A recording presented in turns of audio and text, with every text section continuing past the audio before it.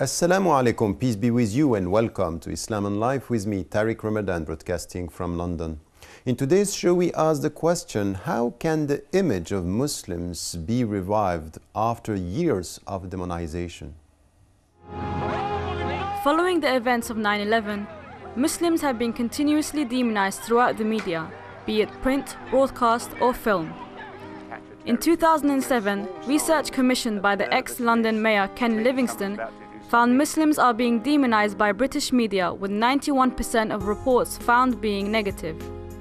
Only 4% of 352 articles were positive. Real Bad Arabs: How Hollywood Vilifies a People, a book published in 2009, found the vast majority of Arab characters in 900 American films were outright racist characters. While Western media continues with its subtle and at times not so subtle Islamophobic tone, the public blames Muslims for this, claiming Muslims refuse to integrate into society. This week's Islam and Life asks, how can the image of Muslims be revived after years of demonization?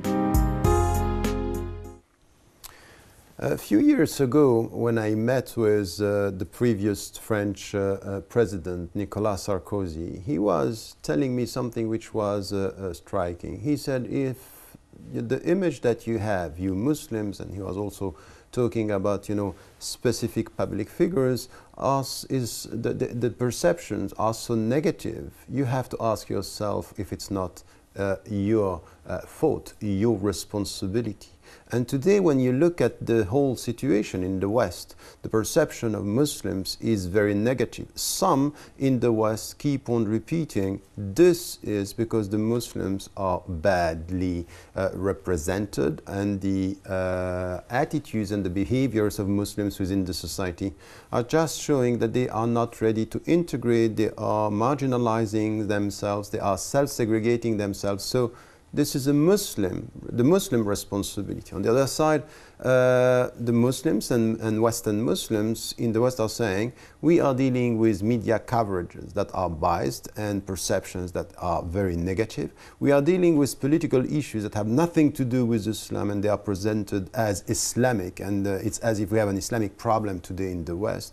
And we also are dealing with trends, populists, far-right parties, and sometimes clearly pro-Zionist groups that are targeting the Muslims and changing the whole picture and distorting the very essence of Islam. So between these two realities, who is responsible, and in which way we can revive this understanding of Islam, this better understanding of Islam? What should the Muslims do to change these perceptions and to come to a common agreement, remaining themselves, but at the same time being understood with the people with whom they live? These are questions, critical questions for us to tackle. And to answer these questions, I'm joined by Adnan Rashid, a historian with a specialty in the history of Islamic civilization, comparative religion, and hadith literature. Thank you so much for being with us.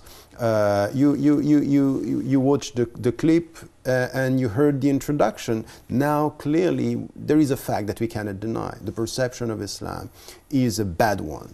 Between the 75% of the French people saying Islam is connected to violence, to what the Tea Party and the neoconservative in the States are saying. Even, for example, Colin Powell, when he was talking to before the first election with Barack Obama, he said, what's wrong with being a Muslim in this country? Because the people are saying the only fact that you are Muslim means that you are problematic for the future of the American society. So there is an Islamic question. The question of Islam is there.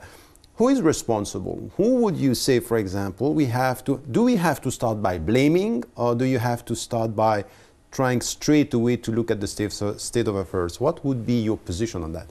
Thank you very much for having me, Professor Tariq Ramadan, in this program. This is a very, very complicated question, and the answer is not simple either. First of all, we have to look at the historical precedents. What do we find in history? Historically, Islam was never properly understood by the West, speaking generally about the Christian West during the Middle Ages.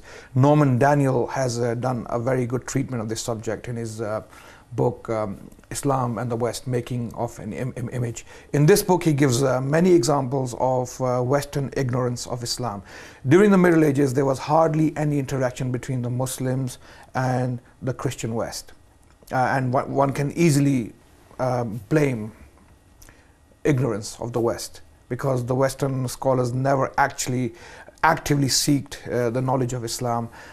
Primarily they were more interested in Arabic language and the works on science coming from the Greeks. We're mainly talking about the others without really knowing who are who the others are. That's correct. And the perception of the other was very, very distorted at the time. You know, there were so many absurdities attributed to Islam at that time that one can simply not have a list discussed in this short span of time in this program. For that we have to go to the experts. But then this pattern was kind of broken during the Enlightenment period, when some of the enlightened authors came forward and they challenged some of these old perceptions. But things didn't change because they were looking at Islam from a secular perspective, because their reaction was against the church. Okay, the church sometimes using Islam against the church by saying you find in Islam better principles than what you are dealing with. Absolutely, absolutely. Gibbon is one of those people. Edward Gibbon was one of them, and there were others who were writing. For example, John Locke was another personality. And the English and the French philosophers were both using Islam sometimes to respond to Catholicism. That's right, including Voltaire. His early perception of Islam was quite distorted. Later on, he changed his view. We know that from history. So there were few individuals who were challenging these old perceptions of Islam. But then their view was also distorted because of their secular worldview. They didn't accept Islam as a religion. They probably accepted Islam a better monster than Christianity, to put it in simple terms. But then their perception of Islam was purely based upon a secular worldview. They saw Islam as a threat, again, because it's a religion, it's restrictive, it has rules and regulations, and secularism simply promoted separation of church and state, okay, as we know. Then we moved into the colonial period in the mid-19th century, and things didn't change. Again, colonial masters were using a lot of the perception in the East. For example, Edward Said, he's done a great job on this topic, and he has identified some of the problems there. Now, in today's day and age, we are facing a much bigger problem, unfortunately. Now we are facing neocolonialism, and again, same arguments which were used by the 19th century Orientalists are being used today. There are three areas which are focused upon by the Orientalists, if you like, today: gender issues, violence equated to Islam, and foreignness. Okay, these are the three major problems we identify with the perception of the West of Islam. So, what do you mean? You mean the perception of the West of Islam in Muslim majority countries, or Islam with Western Muslims? Generally, because Muslims are never separated from the Muslims in the Muslim world. Whenever there is a problem in the Muslim world, the Muslims in the West always face problems and troubles. Of course, what happened in Iraq, it was directly connected to the Muslims here. And what happened in Afghanistan, somehow Muslims got involved in the West here as well. So Muslims are generally perceived as a backward people, a violent people, a people who do not have any regard for the rights of women. So these are the perceptions we are facing today, unfortunately. So now, if I look at this, which is quite interesting, all what you said, covering very quickly the historical perspective, and this is very important to remember. Why? Because it's not something that happened after September 11. All this rhetoric, it happened after the violence in the States. That's not true. It's a very, very long history with very deep roots in this perception and this constructing the other. And now we are dealing with Western Muslims, and we are dealing with these three topics or issues or fields where Muslims are targeted. That's now, right. if you have to, and you were saying at the beginning in the Middle Ages, it was based on ignorance mainly, because really even the people who were writing about it, they were not meeting with Muslims at that time. Now we are in a situation which is completely different. We have millions of Western Muslims living and in a daily basis interacting with people of other faiths, with their fellow citizens. And the situation is the same, the perception is the same. So my question again is, who is responsible? Should the Muslims change and they are responsible and there is no smoke without fire, so they are the main reason? Or is there something that we have to find in the West as the main reason for that? That's a very good question. I think there are two issues here we need to identify. First of all, we need to identify the problem. We have identified the problem that this is a long historical process. It's not something new. Now, why is this happening and how can we tackle this issue? Today we are living in a different situation, as you already clearly stated, that there are millions of Muslims living in the West. And still the West is very, very unfortunately, generally speaking, ignorant towards Islam. There are many, many misconceptions spread in the masses by the media. How can we deal with this problem? There are two ways to deal with this problem. First of all, the solution has to come from without, from the Muslim world. Once the Muslims are politically organized in their own regions and their own countries, they can influence the West economically. The West only understands the language of economics. It's unfortunate, but that's true. It's an unfortunate truth. So you would say that the cultural divide is based on economic weakness on the side of the Muslim majority countries? Yes. This is the reality. Yeah. Yes, unfortunately. Even though we have oil wealth, we have gold, we have all resources one can imagine, but these resources are being controlled by the West primarily. Okay. Once we become independent politically, as well as economically, we will be able to influence the West the way we want to influence the West. Okay, so every time we talk about France banning hijab and niqab, France is doing business with Saudis. And Saudi Arabia is a country which is known for its gender segregation. Right or wrong is another question altogether. But the French, quite hypocritically, deal with Saudi Arabian business people, and there are Saudi business. But yeah, that's very true. What you are saying is very true. But still, I would say that if you talk to people, they would say, "Look, we deal with them because we are obliged to do so, and this is economic. We are having an economic agreement, but." Still, we still think that the situation of women in Saudi Arabia, that it's backward, but all the three areas that you mentioned are there. So this is not changing the perception. They are doing it. They know that this is hypocritical in any way, but still it doesn't change the perception of Islam. I believe this is happening because of the people who are dealing with the French and the West from the Muslim world. If the political, for example, the presidents and the kings, if they become responsible and if they take active role in changing the image of Islam, it can be changed. The second point is to change the image of Islam internally. What can the Muslims do in the West? There are almost 6 million Muslims in France. According to some estimates, there are over 2 million Muslims in Britain. And this is an amazing opportunity for the Muslims here in the West to present the case of Islam to the Westerners. Now, there is a media blackout when it comes to Muslims. Unfortunately, it's very unfortunate, but it's true. When it comes to sensible Muslims, people who are academically qualified to speak on behalf of Islam, people who can present a good picture, a fair picture of Islam, are simply sidelined. And we have a bunch of bigots representing Islam to millions of people.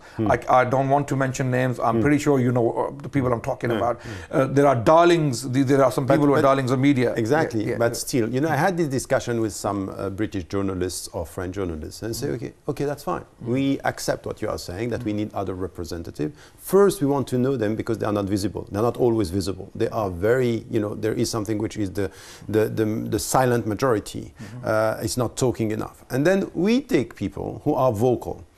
But they are vocal and they are representing something. Why do you want us not to give them the floor as they are, while they are representing something? So what would be your answer to this? You say, okay, they are representing a trend within Islam and these people are scary.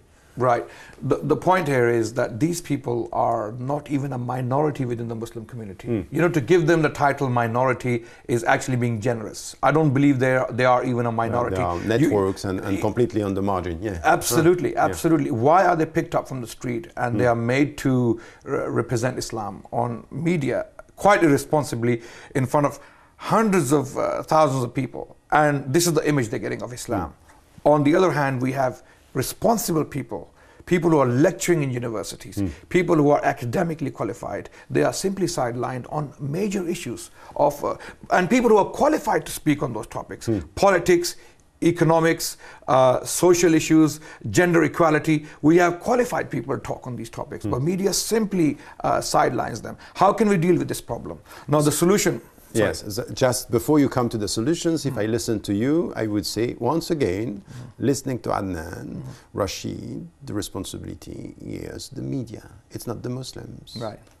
Would you say that? I wouldn't say that. I would actually primarily, I blame the Muslims for their passivity, lack of activity. The Muslims, unfortunately, majority, speaking about the majority, we are very, very inactive people, unfortunately. When it comes to Islam,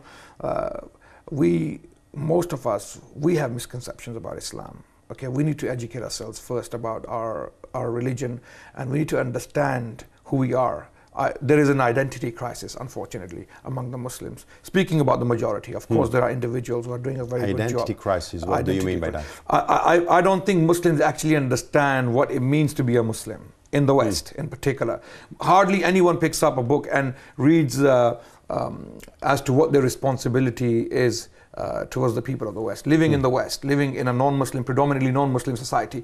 What are our obligations? Dawah is one of them.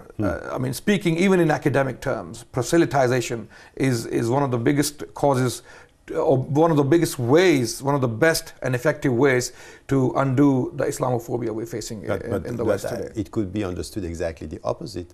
Lots of people are saying, you Muslims, your religion is an expensive religion. It's all about expansion. So you are here to convert us. Right. Okay, no, we're not here to, I mean, we can again, once we educate ourselves, once we study our history, we can go back into our history and actually show the people of the West as to how Islam was spread in the first place. Islam was never forced down people's throats. There are major academics in this field, such as people like Lawrence I. Conrad, Carol Hillenbrand, we have Michael Bonner, Fred M. Donner. All these people who are experts on early history of Islam have testified to this fact, that Islam as a religion was never forced down people's throats. Why don't we study? I mean, I've written a book on this topic, on this very topic, to show the world that that's not the case. This accusation is quite old now, and we don't have any ambitions like that. What we want to do is we want to clarify the picture of Islam. We want to put the rational basis for Islam in front of the Western masses. So before coming to the solutions that you were starting to talk about,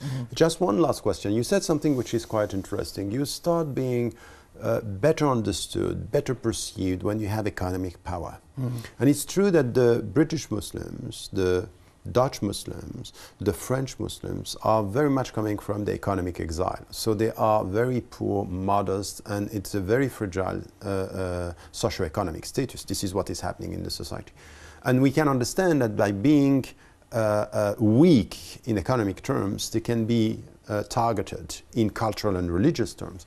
Now you go to the States, and in the States, the Muslims who came from the Middle East are, it's another educated, social class who is medical doctors, computer scientists, and they have some economic power, and still the situation and the perception is bad. So you can be economically quite powerful, but your perception of the people, now it's even worse than that, because what happened in Europe against Islam with all this Islamophobia is now starting, and has started over the last 3 years in the States by targeting Muslims. So is economic power enough? No, it's not enough. The use of that economic power is very important. How you use the economic strength you have is of importance here. Let me explain. The people who are demonizing Islam, and they're doing it deliberately, quite consciously, they're doing it. What tools are they using? Can we not use the same tools? For example, media is one of the biggest tools they're using. Okay, do we have any channels? Do we have any news channels, news outlets? Do we tell people how we contribute to the society? All of these issues are very important. The first thing we need to do in the West is, of course, we need to start from the layperson, the layman. Okay. What are the duties? Go for the solutions now. The layman, what can a layman do? Living in the West, facing a hostile situation. Unfortunately, this is not an overstatement. This is the reality we are facing on the ground. If you study how the Jews were treated in Nazi Germany and how they were demonized, is what's happening today against Muslims in Europe. Unfortunately, it's happening, and it's escalating by the day. Where we have head of states actually criticizing some of the basic tenets of Islam. We had a recent example of David Cameron doing a speech in Germany.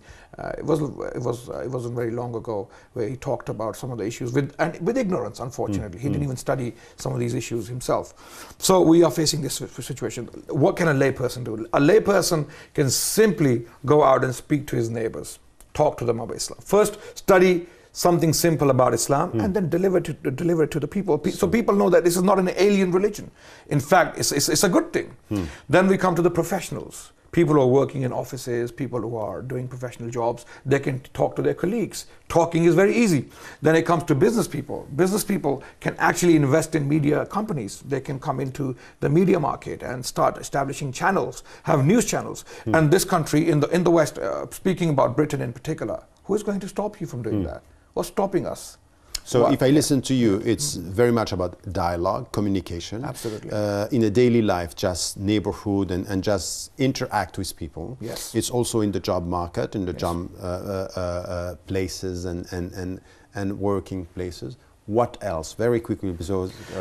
and using that economic strength from without. I mean, if we get some of the supporters from the Gulf region or wherever the Muslim business people are, to get them to invest into newspapers, become publishers, have our own voice, so that people can hear our voice. Of course, I know there's an example about Press TV, and it was banned. But if we have our own voices and it's only us to listen to them, is it going to change anything? No, it will change things when we have an alternative view, when we have an alternative voice. It will change things, and inshallah ta'ala, I hope that things will change in the future. I know we're facing a dire situation, but I'm very optimistic. When the Muslims become active in their own capacities, things will change. I'm very optimistic. So once again, it's the last point, which is an optimistic perception of the reality, is to say still the Muslims should be much more active in the West and in the Muslim majority countries, and this being active means just to deal with their neighbors, to deal with their fellow colleagues at work, and also something that you repeated a great deal during this discussion is media and covering. It's very important, and the response to some of the trends that we have, it's also to have our own means to spread around another perception of Islam. Well, that's all we have time for. Please let us know your thoughts and views on any of the shows you have seen, and here's the way to contact us. Islam and Life welcomes your opinion. So please send us your suggestions as well as criticism on any of the shows you have seen or you would like to see. You can do all this by emailing us at islamandlife@presstv.co.uk. You can also be part of our online platform by joining our Facebook page, Islam and Life on Press TV, where you can share your thoughts with other Islam and Life fans, engage with debate and view past shows. Finally, I would like to thank my guest, Adnan Rashid. Thank you so much for being with us and giving us some views on what should be done to change the situation and the perceptions in the West, but also in Muslim majority countries. And I hope to see you next week, inshallah.